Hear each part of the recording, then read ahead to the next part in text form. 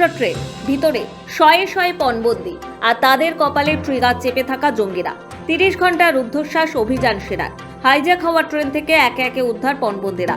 বিদ্রোহী জঙ্গিদের হাতে খুন অন্তত 28 জন সেনা। মঙ্গলবার সকাল 9টা নাগাদ কোয়েটা থেকে খাইবার পাখতুনখোয়া প্রদেশের রাজধানী পেশোয়ারগামী জাফর এক্সপ্রেসের দখল নেন স্বাধীনতাপন্থী সশস্ত্র বালুচ গোষ্ঠী বিএলএ অর্থাৎ বালুচ লিবারেশন আর্মির বিদ্রোহীরা। কাচ্চি বোলান জেলার পেহেরোকুন্ডি এবং গাদালারের মাঝামাঝি জায়গায় যাত্রীবাহী ট্রেনটি অপহরণ করা হয়। 9টি কোচ বিশিষ্ট ওই ট্রেনটিতে প্রায় 500 জন যাত্রী ছিলেন। তাদের মধ্যে শতাধিক পণবন্দী হন। চলন্ত ট্রেন লক্ষ্য করে গুলি চালাতে শুরু করে জঙ্গি দল।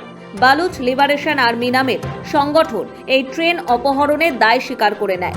এক বিবৃতিতে তারা জানায়, ট্রেন থেকে অগণিত যাত্রী ও নিরাপত্তা রক্ষী তাদের হেফাজতে। জানায়, বালুচ রাজনৈতিক বন্দীদের মুক্তি এবং নিখোঁজ ব্যক্তিদের ফেরত দেওয়ার দাবি মানতে হবে, অন্যথায় 48 ঘন্টার মধ্যে ট্রেন সম্পূর্ণ ধ্বংস করে দেওয়া হবে বলে হুমকি দেয় তারা। অন্তত সুপরিকল্পিতভাবে এই অপারেশন চালানো হয়। মাসকাফ, ধাদর, বোলান এলাকায় একের পর এক বিস্ফোরণ ঘটানো হয় রেল লাইনে। মঙ্গলবার রাতে বিদ্রোহীদের অপহৃত ট্রেনের কাছে পৌঁছে গিয়েছিল পাক নিরাপত্তা বাহিনীর উদ্ধারকারী দল। তাদের মধ্যে পাক সেনা স্পেশাল সার্ভিস গ্রুপের কমান্ডোরা অভিযানে ছিলেন। প্রায় 30 ঘন্টার বেশি সময় ধরে চলে উদ্ধার অভিযান। অবশেষে বুধবার রাতে উদ্ধার অভিযান শেষ হয়। বালুচ বিদ্রোহীদের কবল থেকে প্রায় 30 ঘন্টা পর মুক্তি পান পণবন্দীরা। তবে এই সংঘর্ষে অন্তত 28 জন পাক সেনার প্রাণহানি ঘটে। অন্যদিকে বালুচ লিবারেশন আর্মির দাবি, তারা অন্তত 50 জন সেনাকে হত্যা করেছে। দাবি করেছে যে 150 জনেরও বেশি পাকিস্তান নাগরিক এখনও তাদের হেফাজতে রয়েছে। যদিও পাক প্রশাসনের বক্তব্য, বিদ্রোহীদের সবাইকে নিকেশ করা হয়েছে। এক আন্তর্জাতিক সংবাদ সংস্থা জানিয়েছে, দীর্ঘ উত্তেজনাপূর্ণ লড়াইয়ের পর জাফর এক্সপ্রেস ট্রেন থেকে মোট 346 জন পণবন্দীকে উদ্ধার করা হয়েছে।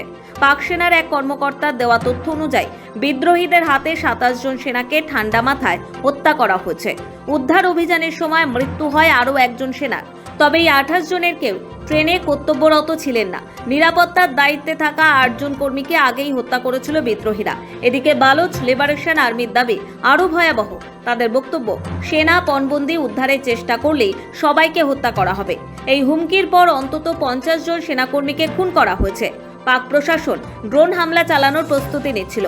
সেই আশঙ্কা থেকেই এত বড় মাপের হত্যাকাণ্ড চালানো হয়েছে বলে দাবি বালুচ লিবারেশন আর্মির। কারা এই Baloch liberation army? Baloch liberation army বা বিএলএ হলো স্বাধীন বালুচিস্তান গঠনের একটি বিচ্ছিন্নতাবাদী সংগঠন, যারা পাকিস্তানের অধীনতা মুক্ত হয়ে স্বাধীন রাষ্ট্র গঠনের লড়াই চালিয়ে যাচ্ছে কয়েক যুগ ধরে। বালুচিস্তানের প্রাক্তন শাসক খান অফ কালাতকে বল প্রয়োগ করে এলাকা দখল করেছিল বলে পাকিস্তান সরকারের বিরুদ্ধে সশস্ত্র সংগ্রাম চালিয়ে যাচ্ছে এই অঞ্চলের অসংখ্য ছোট বড় সংগঠন। তাদেরই মতো একটি সংগঠনের নাম বিএলএ। বালুচ লিবারেশন আর্মির এই ভয়াবহ ঘটনা নতুন করে পাকিস্তানের নিরাপত্তা পরিস্থিতি নিয়ে উদ্বেগ বাড়িয়েছে। বালুচিস্তানের স্বাধীনতাকামী বিদ্রোহীদের সঙ্গে সংঘাত দীর্ঘদিনের। তবে এই হামলা সেই সংঘর্ষকে এক অন্য মাত্রায় পৌঁছে দিল। ব্যুরো রিপোর্ট, সময় কলকাতা।